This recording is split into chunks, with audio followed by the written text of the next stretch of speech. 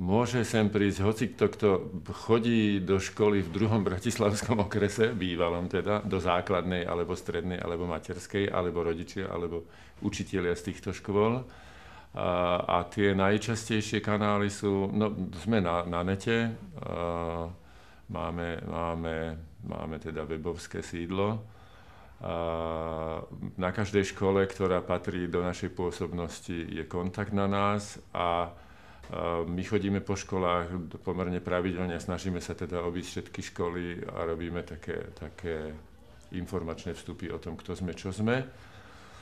A chodia k nám triedy, také, kde sú problémy a z tých tried veľa detí sa vracia, že prídu sami tie deti, bez toho, že by ich niekto nasmeroval. Proste prídu, pretože cítia, že tu sa niečo deje a že tu je nejaký priestor, kde by sa im dalo pomôcť, keď náhodou potrebujú pomoc. Každý okres na Slovensku má podobnú, zo zákona sme, centra pediatricko-psychologického poradenstva a prevencie existujú zo zákona. Každý okres má takéto centrum.